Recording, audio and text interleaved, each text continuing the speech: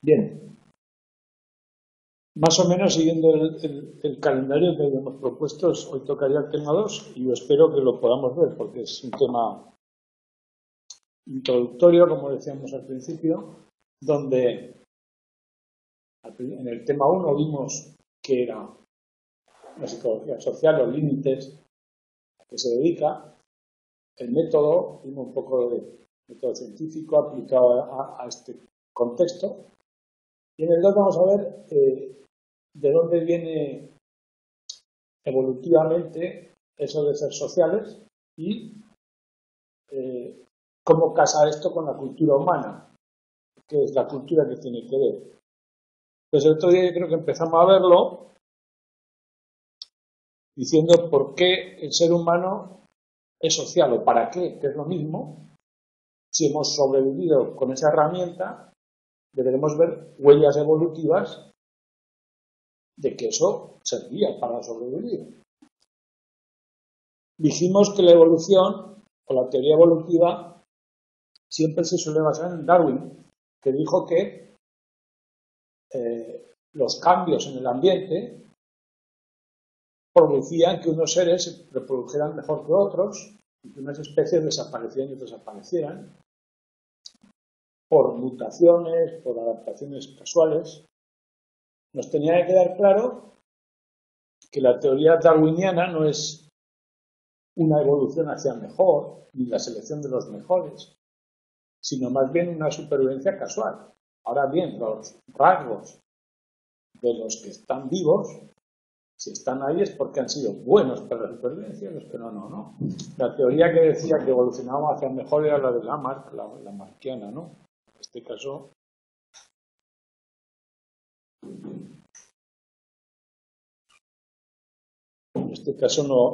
ya nadie la admite. Bien. El cerebro humano es extraordinariamente voluminoso en el neocórtex, en las áreas más modernas evolutivamente hablando, y dijimos que había dos hipótesis de por qué podía ser así.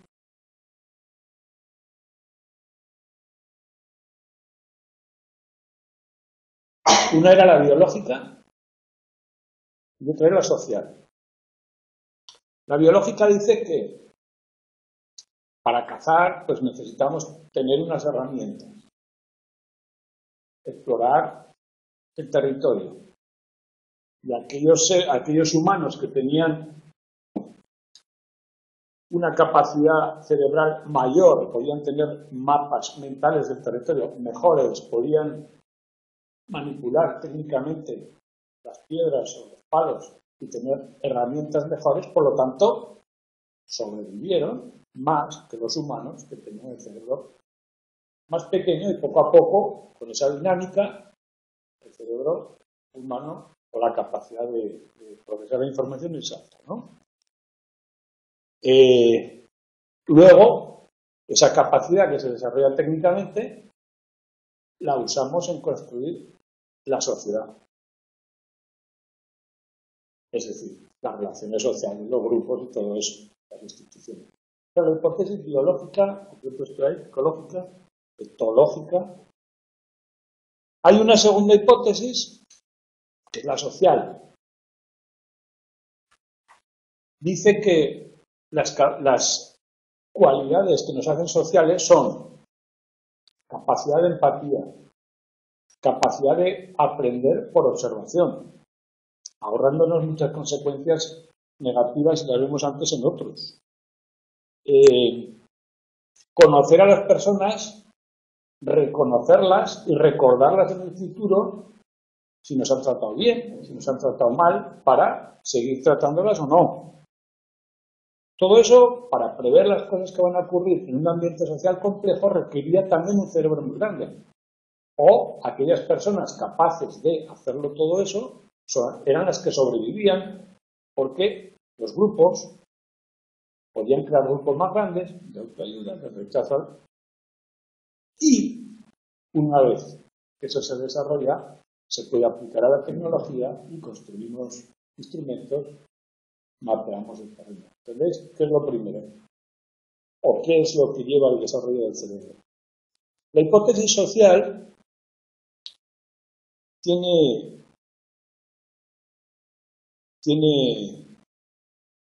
bastante apoyo porque lo que tenemos que hacer en la sociedad es muy complejo. El otro día hablamos que cualquier relación humana se basa en evidencias muy tenues. Que una persona va a ser amistosa contigo o no, es una hipótesis que tú generas con 4 gestos, 4 miradas, con pistas muy ambiguas. O sea, es muy complicado, mucho más complicado que hacer instrumentos.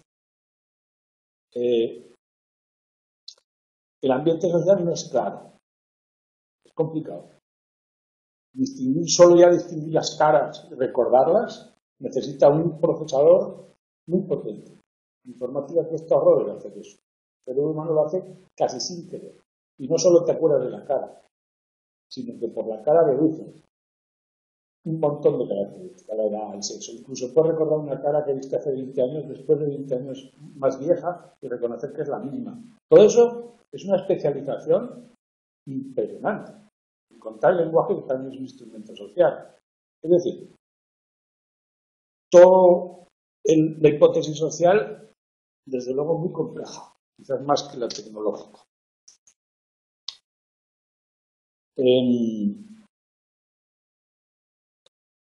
Construir un prestigio social o el prestigio que tiene una persona. Todo ese juego es mucho más complicado que construir una herramienta. Pensar lo que el otro está pensando. Si yo tengo ciertas intenciones y puedo traicionar al otro, yo pienso que el otro también tiene ciertas intenciones que puede traicionar y preverlas. O incluso la empatía. Si yo siento empatía por alguien o simpatía, también puedo pensar que el otro la puede sentir, o el odio. Y ese pensamiento del otro y yo aún nos complica más el juego. Lo que pasa es que no siempre hacemos un análisis de unas relaciones concienzudas, lo hacemos mediante heurísticos, atajos instintivos, pero todo eso se debe capaz de hacer. Entonces, la hipótesis social, hay un autor llamado Dunbar que la defiende y que busca datos empíricos que la apoyen.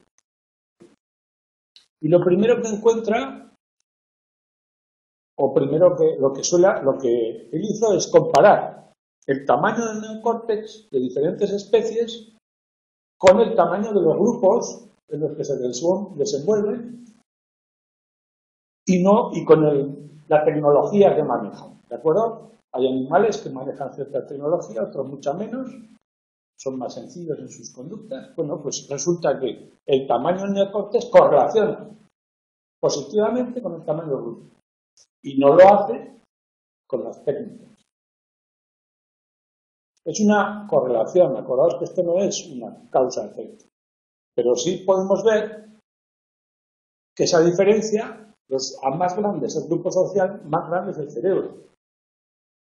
Y eso se ve, bueno, no tengo ningún, pero lo podéis buscar, veis el cerebro de diferentes especies, el chimpancé, el humano, el elefante y tal, y os van comentando.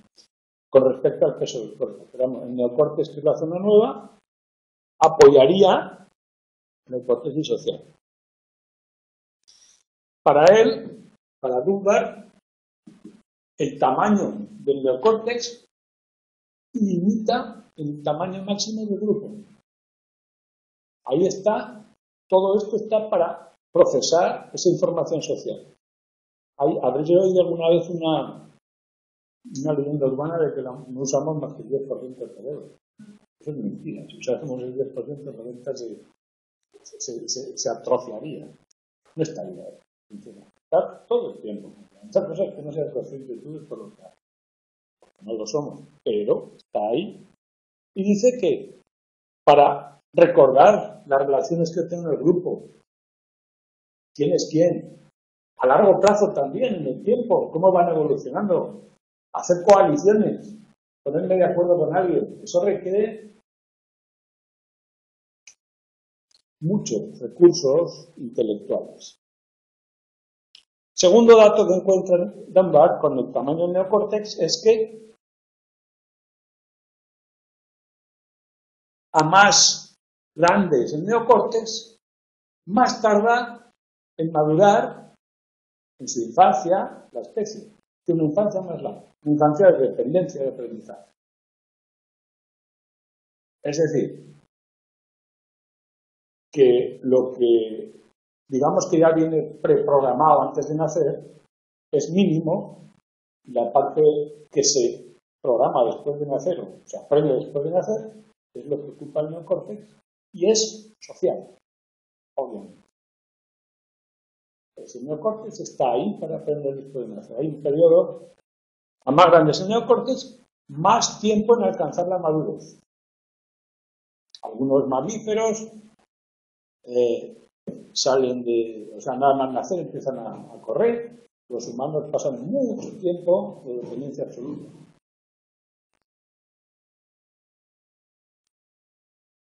Por lo tanto, encontramos que hay cierto apoyo a la hipótesis social, ¿de acuerdo? Son estudios correlacionales. Simplemente busca algún dato que lo apoye y no tiene más pruebas que entender la diferencia entre correlación causa-efecto que hablamos el otro día. Encuentro dos variables, cuando uno aumenta la otra también. Bueno, alguna relación puede haber. No necesariamente una causa a la otra o al revés, pero al menos tenemos algunos. Vamos con la hipótesis social y si seguimos con ella, vamos a ver que hay dos maneras de ver cómo se desarrollaría esa inteligencia social en un grupo. En un grupo, lo que tenemos que hacer es conseguir el éxito de la supervivencia, es decir, mantenernos vivos, conseguir recursos, ¿no? ¿Cómo hacemos eso? O bien se los quitamos a alguien, o competimos por ellos, o bien nos unimos con alguien para conseguirlo juntos, y serían los dos extremos que se han propuesto como hipótesis, tanto desde la filosofía, ya hace mucho tiempo. ¿Qué pensáis? ¿Que el ser humano es bueno o malo? Por naturaleza. Bueno en el sentido de que es competidor, agresivo, que va a lo suyo, o malo. O sea, por lo contrario, bueno, que acepta a los demás y trata de cooperar con ellos para salirnos todos con la nuestra. Esto en la filosofía clásica, Maquiavelo escribió sobre el buen político, que era el que sabía manipular, se dice maquiavélica en ese sentido, pero había un filósofo como Rousseau pensaba que el ser humano era bueno por naturaleza, pero la sociedad lo corrompía. Los intereses sociales, la vida en grupo. Hobbes, creo que era esto, dijo que humus homini lupus, es decir, el hombre es el lobo del hombre. Pensaba que el hombre es malo por naturaleza. Y que la única forma de parar a ese lobo eran las instituciones sociales. Eran puntos de vista opuestos, como podéis ver. ¿Qué pensáis? ¿Somos buenos o malos? Era una teoría, todo el mundo tiene una teoría sobre esto. ¿O no? Con ningún IFA. Pues la historia es que, obviamente nadie lo sabe, aquí tenemos las dos tendencias. ¿Qué hago yo en un grupo? ¿Manipulo para conseguir lo mío? ¿O me dedico a cooperar y construir? Esto tiene una explicación evolutiva también. La cuestión cooperativa parecería que lo más directo a la hora de sobrevivir es la hipótesis maquiavélica. Yo lucho por lo mío y se acabó. Pero una visión evolutiva se puede hacer también de la cooperativa. ¿En qué sentido? El que hablamos el otro día, cuando hablamos de la eficacia biológica. Pensemos que si lo que queda cuando evoluciona una especie son los genes, que los genes míos o de mi hermano sean los que queden, son muy parecidos. De cierto modo, gran parte de mis genes seguirán ahí. Es decir, el instinto, las personas que colaboran entre sí, ese código genético de hermanos, del grupo sin apuras, sobrevivirá como código genético grupal. Y, por otro lado, el hecho de reproducirse se da a cierta edad y para llegar a esa edad hay que sobrevivir. Y sobrevivir es mucho más probable en grupo que solitario. Por lo tanto, quizás la hipótesis cooperativa también sea evolutivamente plausible. Esto de que los genes parecidos a los míos o los de mi grupo sean los que sobrevivan y no los del otro, y que el grupo me proteja hasta que yo sea capaz de reproducirme, son mecanismos que se engloban dentro de la eficacia biológica inclusiva. Esa palabra simplemente quiere decir que, ojo, que para que un grupo se reproduzca y se mantenga, no solo cada uno de los miembros puede luchar por separado, sino los que son cercanos hacen una especie de grupo que incluyen su descendencia. Además de esa competición que se da después, es decir, yo crezco, el grupo me protege hasta que soy capaz de reproducirme, pero obviamente luego hay una competición siempre, ¿no? Todo el mundo lucha, pues bueno, las dos pueden convivir perfectamente.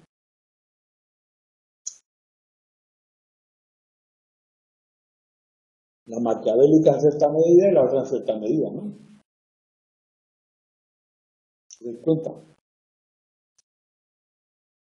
Además, la hipótesis social, como hemos dicho antes, hace que el grupo sea más plausible, más potente, más capaz. Por ejemplo, a la hora de conseguir alimento, el ser humano solo es bastante inútil, pero el grupo es muy capaz. Por lo tanto, también es más probable que sobrevivan seres que están agrupados que los que están solos, además de la cuestión del parentesco y de maximizar mis probabilidades de reproducción.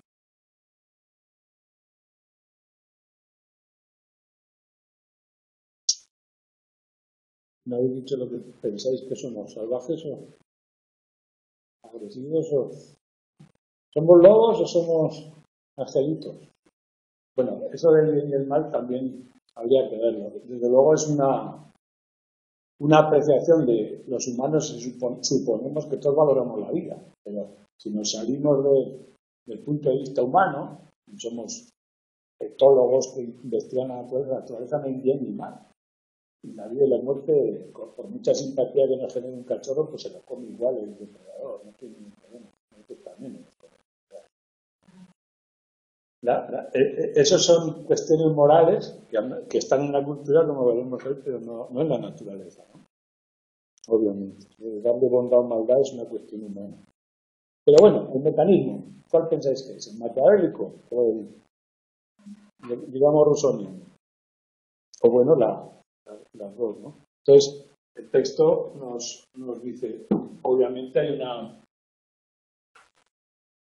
hay una dualidad en toda persona y en todo grupo, y en las personas también, según los momentos, entre todos esos puntos que hay en el tema.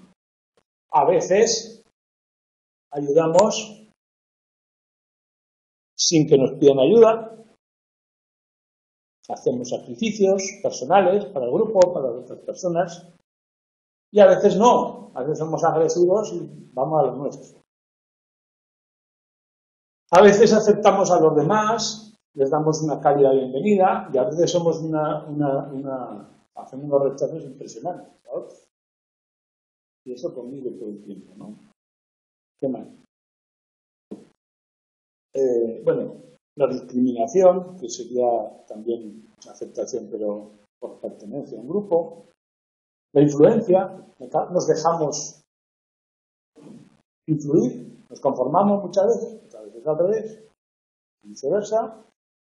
La empatía, a veces bueno, pues cuando, obviamente, según la situación, valoramos lo que merece la pena y adoptar una postura u otra, y las dos conviven sin ningún problema. Como podemos fácilmente intuir. Bien. Y ahora llegamos al porqué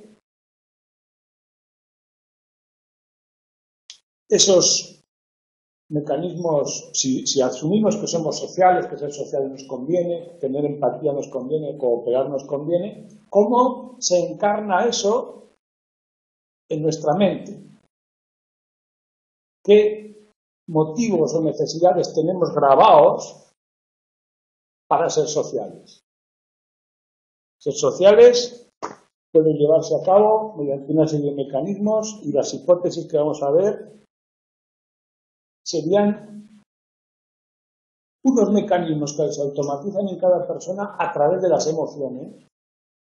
Si no logras esos objetivos o poner en marcha esos mecanismos, te sientes mal y los buscas activamente, igual que el hambre es una sensación de emoción que te lleva a alimentarte, la falta de relaciones sociales, la falta de grupos, te lleva a un esto. Bueno, pues, ¿cuáles son esas faltas o cuáles son esos motivos?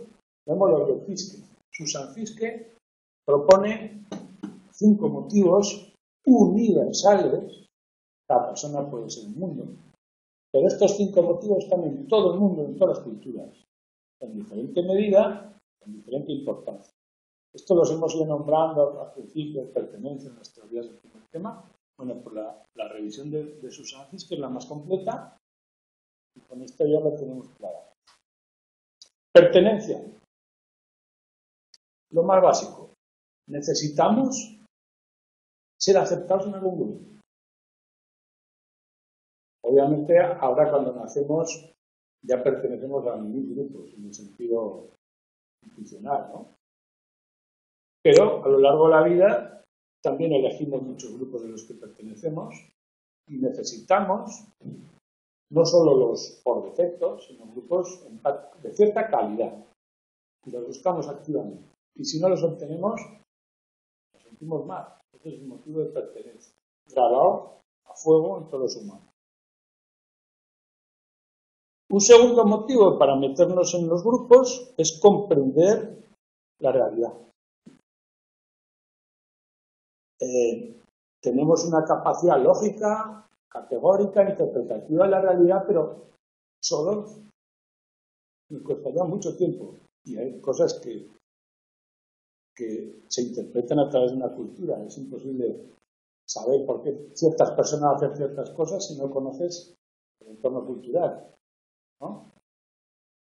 Si tú te encuentras una procesión de Semana Santa y esto es Ku Klux Klan, no sabes qué es eso, no entiendo nada.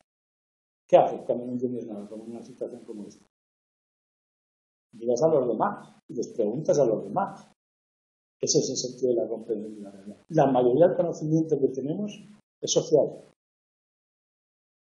Porque muchas cosas dicen, no, ya lo sé de toda la vida. No, un día te lo enseñaron y te lo enseñó alguien. La inmensa mayoría, lo que sabes es social. Un motivo básico. Comprender la sociedad a través de una cultura. Tercero, el control. La sensación de control, de saber cómo funcionan las cosas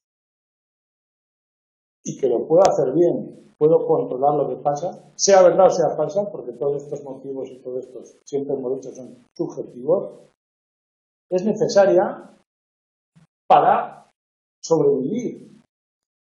La falta de control y de confianza puede conllevar una depresión. Cuando tú no crees que lo que hagas va a servir para nada. Pues esa sensación de control nos da el grupo. ¿Cómo sé yo que soy competente? Que sé hacer las cosas. Otra vez es la evaluación conjunta, lo que los demás me devuelven. Cuando yo veo que en el grupo me desenvuelvo bien, sé lo que hay que hacer, y cuando tengo sensación de control, me satisfago. Si no la tengo, siento mal. La potenciación personal tiene mucho que ver con construir mi propia autoestima, crear un yo que me guste. Y eso lo hacemos en grupo. Que los demás nos aprecien, nos digan que somos buenos en algo, tener incluso cierta distintividad, cierta individualidad, resaltar de alguna forma, lo hacemos en grupo, no hay otra forma de hacerlo. Si alguien tiene una habilidad especial, le gusta exhibirla de vez en cuando, si no, parece que se quiere cosas. Bueno, pues la potenciación personal sería otro motivo. Y el quinto, la confianza.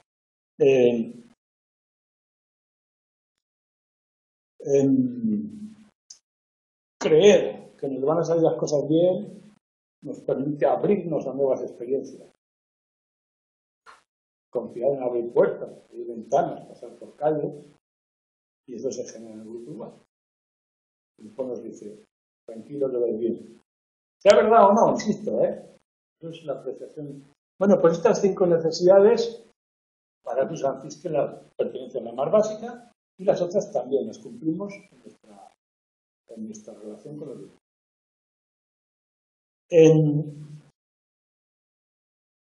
Las necesidades se cubren en el grupo a través de interacción. Y la interacción exige otras capacidades. No solo necesidades, sino capacidad de qué. De entrada, la comunicación quizás la más importante, sobre todo en el ser humano. El lenguaje. También la capacidad de deducir por nosotros mismos cómo funcionan las cosas, hacer inferencias. Bueno, pues si todo el mundo que, yo qué sé, el que ayuda cada vez es más popular, pues a lo mejor me conviene ayudar. Hago inferencias. Todo el tiempo trato de analizar la situación, explicarla. Imagino, la imaginación también sirve. Imagino que ocurriría así, que pasará así. Lo veo y valorar lo que pasa en el grupo. Todo eso son las capacidades que me permiten cumplir estos motivos en la vida grupal. Por ejemplo, me gusta poner ejemplos porque así se ilustra todo esto, en un grupo de trabajo. Un equipo de trabajo, o yo qué sé, me da igual que sea un equipo homogéneo, pero una tienda o un negocio, que hay varias personas en diferentes puestos trabajando. De estas aquí, quizás dicen, no, pero yo voy a trabajar por el dinero. Sí, por el dinero empiezas, pero luego acaba siendo, muchos equipos lo proporcionan, la cohesión, la pertenencia. La realidad pasa a ser los del sector de ventas y los del sector de fabricación empiezan a ver el mundo de forma diferente, poco a poco. Todo lo demás, la potenciación, en fin, todo eso ocurre en cualquier grupo. Y todos estos procesos, influencias, alianzas, un grupo de amigos también, cualquier grupo. Todo esto, todas estas capacidades son tan exigentes en la vida social que se desarrollan a un nivel bastante, en los humanos las tenemos muy desarrolladas, pero no somos científicos. Es decir, las inferencias que hacemos y los análisis que hacemos no son meticulosos, reposados, buscando la memoria, sino que reaccionamos de una forma rápida lo más eficaz posible. Por ejemplo, en un grupo de amigos. En un grupo de amigos, alguien te hace una broma, te ofende un poco, te tomas como una broma, calla. Dices, mejor no decir, es una broma, me ha ofendido, pero yo sé que no te... La segunda vez que lo dices, bueno, ya está, saltas, te peleas, insultas. ¿Has pensado la primera? ¿Has pensado la segunda? No, la primera te ha sujetado, la segunda te ha soltado, pero no has pensado mucho. ¿Cómo le llamamos a estas reacciones que sí tienen un porqué, una lógica, una esperanza, heurísticos o atajos mentales? No analizamos la situación al 100%, quién es este, qué me está haciendo, cómo debo... No somos fríos tampoco, usamos las emociones. Pero esa forma de trabajar es práctica, ¿no? Con el mínimo tiempo posible, los mínimos recursos, tenemos una reacción más o menos plausible. O en el trabajo, es que alguien, temes que alguien te está, yo qué sé, intentando quitar el puesto, cualquier cosa que sospeches, y haces ciertas reacciones que a lo mejor no tienen base ninguna, pero por si acaso las haces, pues bueno, pues esa forma de funcionar que no es científica, no es segura, pero es bastante eficaz y económica, se llama heurístico. Los veremos en el capítulo siguiente. Bien. De todo esto, todas estas necesidades que nos agrupan en grupos sociales, cuando estos grupos se hacen más grandes, para mantenerlos, se hace necesaria una herramienta mayor que la interacción. Todas estas que hemos visto se crean en interacción. Pero ¿cómo se mantiene un grupo o una categoría social como, pues yo que sé, una nación, una nacionalidad? ¿Cómo se mantiene? Ahí necesitamos algo más que el contacto. Necesitamos la cultura. Una serie de instituciones que nos llevan a concebir la realidad de una forma compartida, una base en las creencias de quiénes somos, para qué estamos y cómo nos organizamos. Eso es la cultura. Y no es incompatible, al contrario, con lo biológico, con la naturaleza humana biológica, sino que formaría parte de la misma. Es un paso más en la adaptación evolutiva hacia grupos grandes. Para Bob Mister, un autor, la posibilidad de evolucionar mayor de escala, que los grupos sean cada vez más amplios, solo es posible a través de la cultura.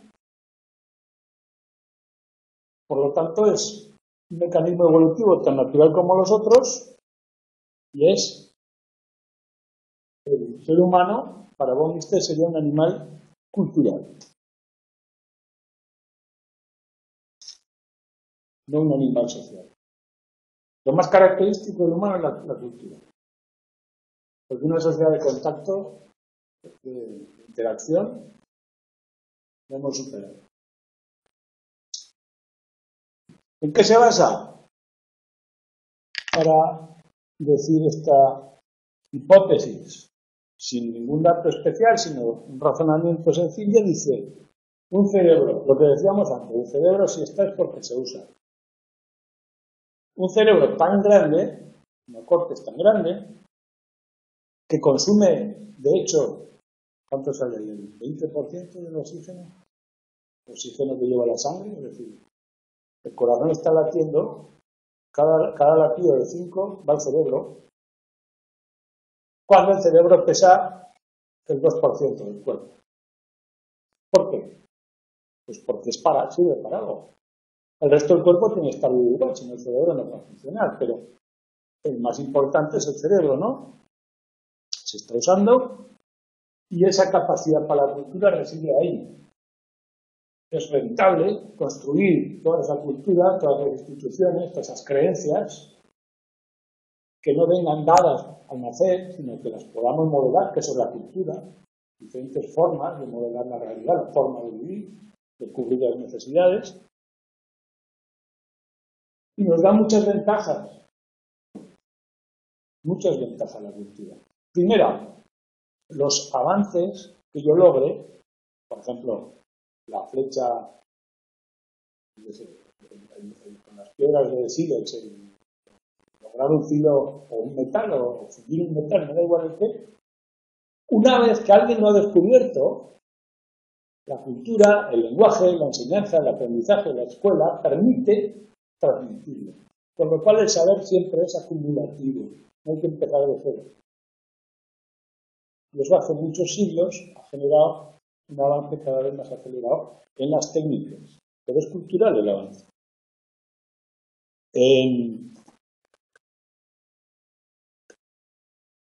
¿Qué pasaría si una persona se quedaba sola en una isla desierta? O en un lugar bien alejado, en un lugar. Claro, tú dices, yo se usa el móvil, el coche, no sé qué, pero no sé hacer nada. Una persona sola, la acumulación es social, es cultural. Por mucho que hayáis visto, que hayamos visto, yo no sé hacer, pues no, ni fuego para hacer, ¿no?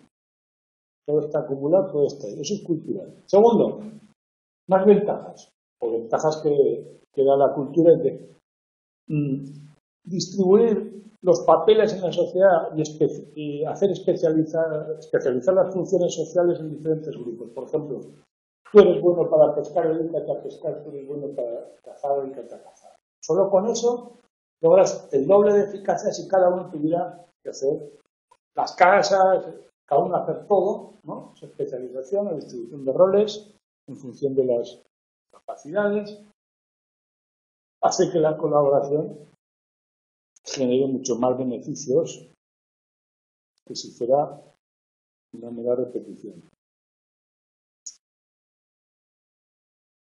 Los roles y la especialización se extienden incluso en el mundo hoy en día.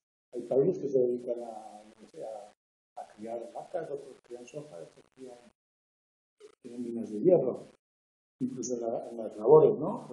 Los suizos hacen relojes y los italianos moda. O sea, nos especializamos a gran escala y eso es cultural. El comercio es otra forma de especializarse. Pero también me falta, ¿no? Bien. Las culturas, si somos un animal cultural, vamos a estudiar un poco la cultura en la medida en que nos interesa la psicología social. Fijaos que en la antropología intenta estudiar la naturaleza humana, ¿no?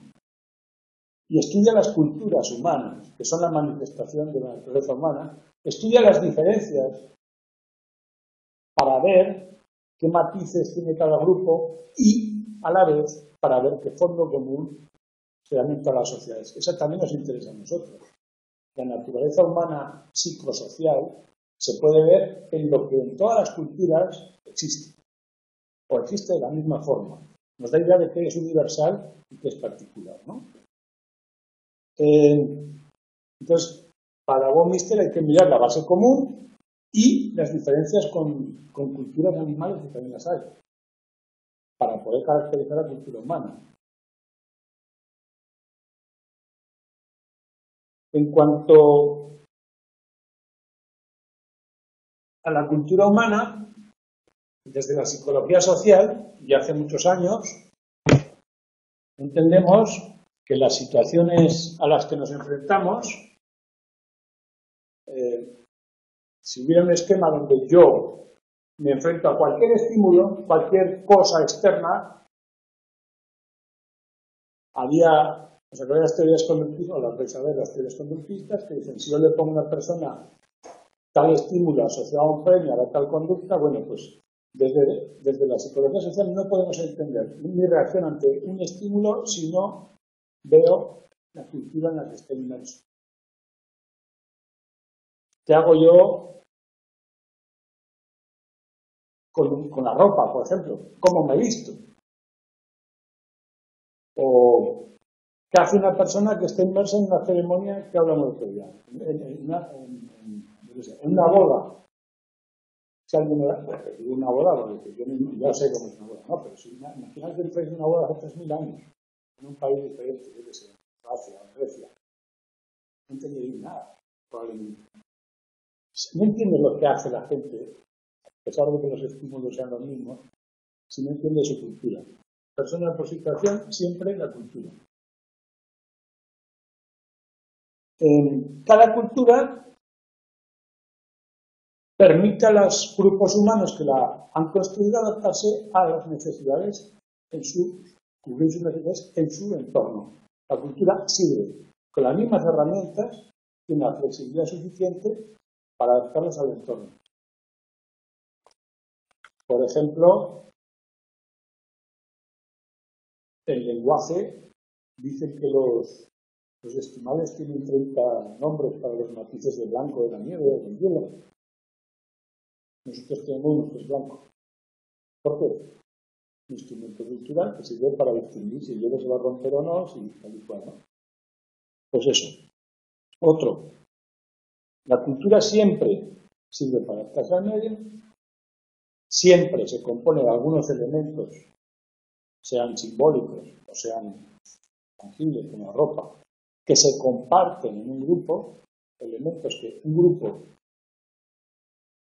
se ha puesto de acuerdo en consenso, y por último es transmitida siempre entre generaciones y entre personas. Esas serían las características de la cultura que nosotros queremos y nos interesa aquí en la sociedad.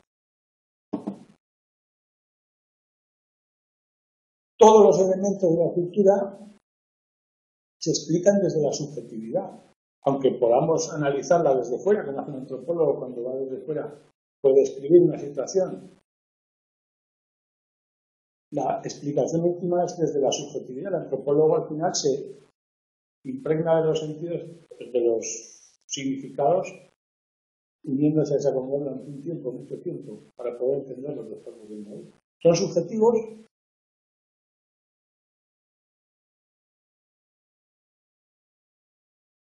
Y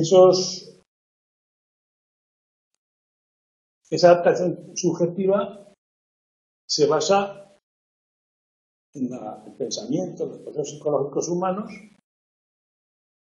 la memoria, el lenguaje, que construyen cada una de las culturas y la creamos entre todos, ¿no? ¿Cómo se adapta a cada medio? Hay un cuadro que tenéis ahí de Oxford, que pone un ejemplo, ¿no? Hay hipótesis de por qué en unas culturas se ve de una forma o de otra, en función del clima, de los recursos. Culturas con menos recursos probablemente sean más cooperativas, más colectivas. Culturas con más recursos probablemente sean más individualistas, o el clima más frío, más cálido. Bueno, son hipótesis que las podéis ver. Y generan, en este caso, Jorge lo que nos dice, algunas culturas son más individualistas, otras más colectivistas, que son los rasgos o dimensiones con los que podemos clasificar las culturas. Dice que puede depender de una serie de factores adaptativos, al clima, a los recursos, todo eso. Si hay mucha o poca población. Los animales, también hay un pequeño punto que compara la cultura humana con los animales. Los chimpancés, o ciertas poblaciones de chimpancés les enseñan a sus retoños a hacer tareas como romper frutos con una piedra, con otras cosas, y son diferentes técnicas en diferentes poblaciones, por lo tanto es cultura. ¿Qué diferencia hay con la humana? Pues que los que llevan, pues, por ejemplo, 4.000 años, que sabemos que más o menos hacen lo mismo, por los restos arqueológicos, que evolucionan muy lentamente. ¿Y la humana por qué evoluciona tan rápido?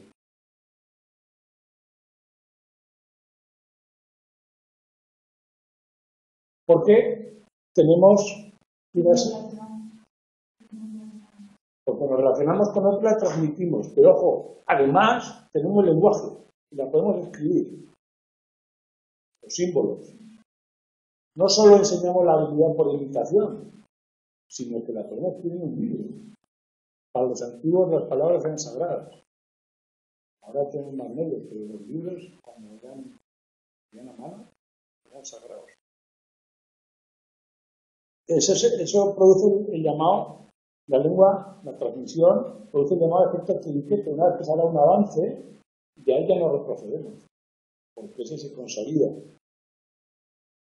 Y eso además se institucionaliza, se crean estructuras permanentes, por ejemplo, el faraón, las pirámides, que recuerdan los significados de la cultura y quedan ahí.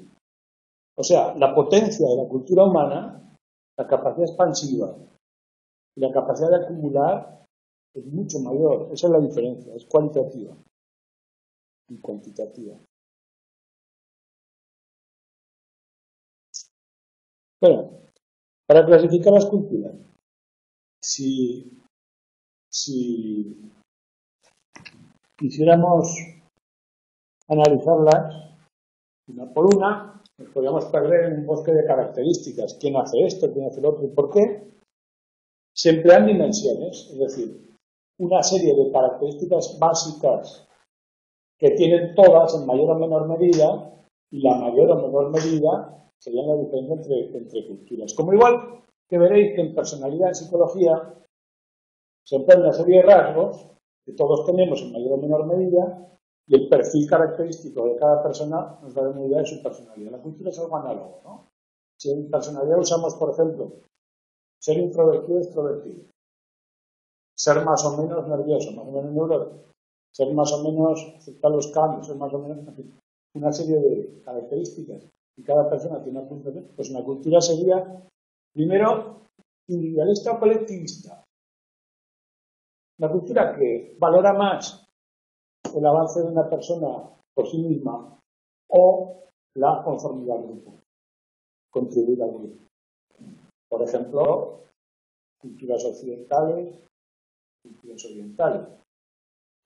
Como ejemplos extremos, no siempre ni en todo, pero nos sirven como ejemplo. Jerarquía difieren en la igualdad dentro de la sociedad. Por ejemplo, el faraón que os he dicho, el faraón era Dios. Los trabajadores de los esclavos eran basura, ni su vida no valía nada. De hecho, cuando murió el faraón, se enterraban con él, alta diferencia jerárquica. Y basada pues en el sexo, en la edad o cosas físicas, o bien las sociedades más igualitarias, donde hay menos distancia jerárquica, más posibilidad de cambio. Pues otra forma de caracterizarla sería esta. Cómo se distribuye la autoridad. La otra, masculinidad y feminidad en el sentido de los valores que se atribuyen y que la cultura toma en función de y distribuye los roles entre géneros. Pues también pueden servir para describir una cultura. ¿Cómo manejan la incertidumbre? O lo desconocido, se acepta, no se acepta, y cómo se manejan en el tiempo.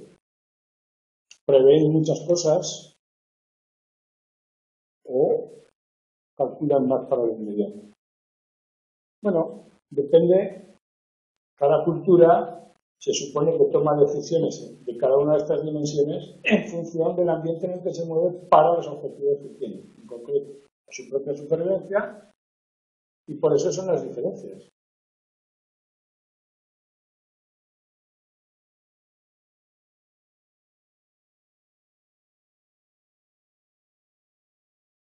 En un cuadro tenéis un estudio de la IBM, que la IBM tenía empleados por todo el mundo, bueno, de muchas empresas, y hicieron encuestas para ver si la gente valoraba más el individualismo o el colectivismo. Y vieron diferencia entre países, que tenéis ahí en un cuadro más o menos. Aunque es un ámbito laboral, puede ser específico, ¿no? La cultura que se crea ahí, pero no sirve. La tendencia hacia proteger al grupo, la lealtad, o sea, buscar la protección del grupo y la lealtad, o la individualista, de buscar la expansión propia, la libertad, había diferencias entre países en la misma empresa, ¿no? Si alguien nos preguntara quién eres tú, directamente, el tipo de elementos definitorios que elegimos denotaría que somos venimos de una cultura individualista o colectivista. En la medida que tú digas, yo soy, no sé, profesor, soy tímido, activo, no sé qué, soy individualista. Ahora si yo digo, yo soy, yo qué sé, Navarro, lo que sea. Empiezo por algo del grupo. Se da cuenta, la definición que damos espontáneamente refleja de alguna forma los valores, lo que le damos importancia. Y eso es ya parte de esta cultura. ¿Cómo te valoras? ¿Qué es lo que bueno que tienes y lo malo que tienes? No tanto qué valoración te das, sino qué eliges para valorarte, también es una cuestión cultural. Los individualistas suelen dar importancia al éxito personal que depende de sus cualidades. Si a mí me sale algo bien y lo atribuyo a que soy bueno en eso, es una atribución que llamamos interna, estable, eso me aumenta la autoestima. Y eso es lo que quieren hacer los individualistas. Y si algo me sale mal, como un examen que no llego a aprobarlo, pero bueno, quizás ha sido mala suerte o que el examen era muy difícil. Es decir, una actitud externa, que depende de otro, e inestable, que no tiene por qué mantenerse. Y me defiendo así. Ese es el sesgo que suelen cometer los individualistas, las culturas individualistas. A la hora de valorarte, si vas por ahí, si no pasas ese sesgo, dices, esto es individualista. ¿Qué hacen los colectivistas? Pues en principio lo contrario. En principio, el éxito de un empresario japonés no dice que soy un excelente vendedor, sino que dice mi comunidad, mis trabajadores, mi cultura, mi país. Y el fracaso sí lo asumen como propio. Es decir, la forma de valorar a un japonés es ayudarle a perfeccionar, señalando qué errores puede mejorar. Y la forma de animar o valorar a un individualista es decirle qué bien lo has hecho, señalarle los éxitos y obviarle los fracasos. Al revés, no tienes que señalar dónde mejorar, puede animar. Y también los prejuicios que tiene cada uno, ¿no? Porque cada uno hace lo que hace en función de... hombre, una persona cuando valora a otra, juzga a otra, usa su propia cultura. Entonces, si yo veo que alguien, yo qué sé, bebe mucho y soy individualista, digo, allá él, no bebe tanto.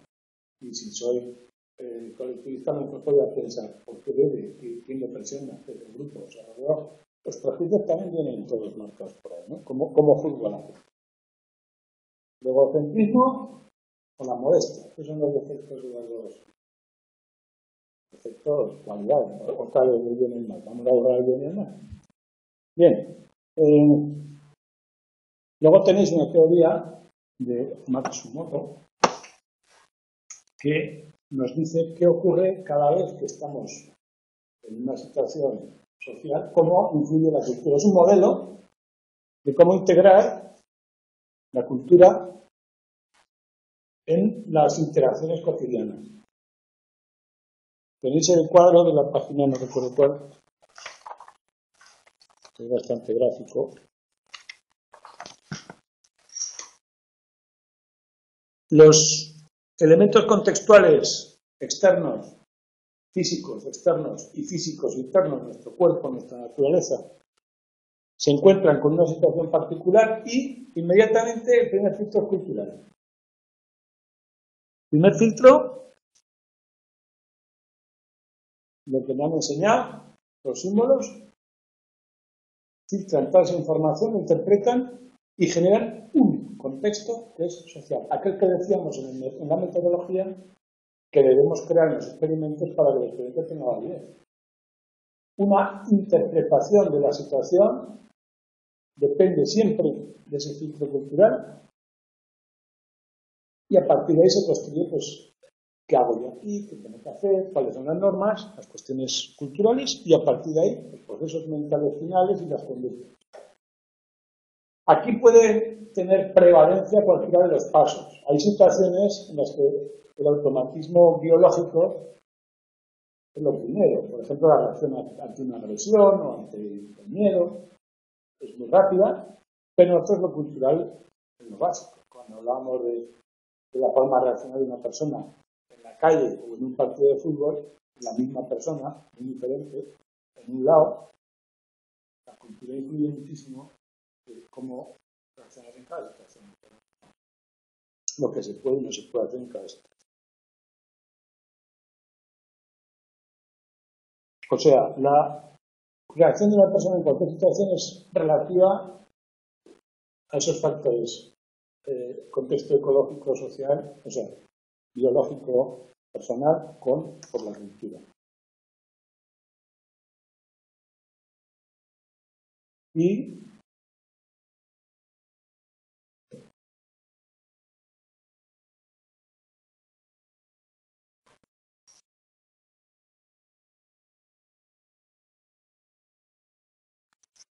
Y vamos a ver, no sé si no tengo tiempo de verlo, pero después de la teoría de Matsumoto, vamos a ver tres contextos concretos. Uno sería interpersonal. ¿Cómo nos acercamos a los demás? ¿Hasta qué punto nos permitimos tocarnos, invadirnos? Otro grupal y otro intergrupal, como los últimos puntos del tema. Y el último habla de la universalidad de la cultura. Voy a pasar rápido por acabarlo hoy, pero bueno, no es muy complicado, ¿no? Mirad, en el espacio interpersonal, la relación interpersonal es un concepto importante que se ha señalado, es el espacio personal. En cada cultura se interpreta el espacio personal de forma muy diferente. Ese espacio en el que entrar te consideras una invasión y estás incómodo. Paul, un autor, llegó a decir que tenemos 4 niveles de espacio: el íntimo, el personal, el social y el público, y que las dimensiones o donde empieza cada uno es totalmente cultural, ¿no? Cómo se saludan, cómo interacciona la gente en diferentes culturas, por ejemplo.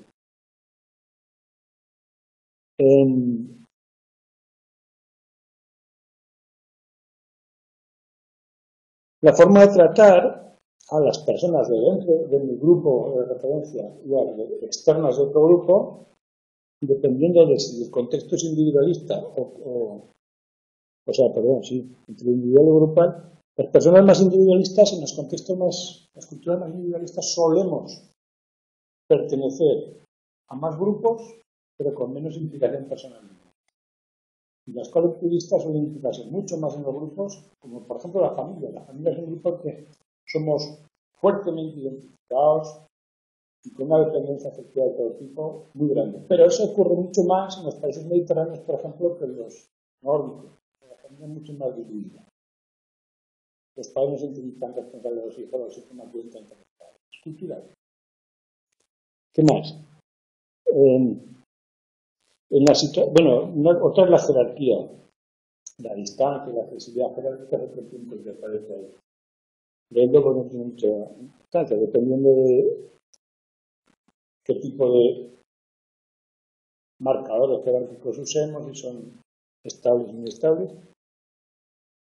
Otro punto desarrolla la diferencia que hacemos en las situaciones. Por ejemplo, si yo estuviera solo en el mundo, imaginaos que esas películas que desaparece todo de una bomba o lo que sea que queda en el mundo, sería. Entonces te das cuenta de todas las limitaciones que tenemos en este sentido. En las situaciones sociales están ahí siempre. Entonces, ¿qué hago en cada lugar? Lo que esperan de mí, lo que está bien, lo que está mal, está ahí siempre. Siempre está ahí. Depende de cada cultura, depende de eso, se ve mucho cuando viajas a un lugar que no conoces, ¿no? Y ahí hay incertidumbre. Cuando hay mucha incertidumbre, hay culturas que la toleran bien, o gente que la tolera bien, y gente que no quiere salir de su pueblo, de su casa, porque siente muy mal. Diferencias. Y el último punto del tema se pregunta, ya que la cultura proviene de las capacidades humanas y las capacidades humanas son compartidas por todos los humanos, son universales, la cuestión es si la cultura también puede ser. Hay algunos elementos, si hay algunos elementos universales o no. Las capacidades de comunicarnos, de imitar, de aprendizaje, son la base de la cultura. Entonces, ¿cuáles son los universales culturales? Entonces, en casi todas las culturas encontramos reglas de reciprocidad, de cuándo se debe un regalo o cómo se debe dar, el prestigio, distribución de lo que está bien y lo que está mal, cuándo se ayuda, la hospitalidad, toda esta serie de cosas entran. Pero tenemos dos problemas que comenta muy rápido, muy fáciles de entender. Uno es que la mayoría de estudios de psicología social se han hecho en una cultura en concreto, en Occidente. Y tendemos a pensar que lo que encontramos aquí es universal. Por ejemplo, el efecto de la importancia que le damos al dinero, el efecto del éxito, que es muy cultural, que en los colectivistas no tiene por qué ser así, el autoensalzarse.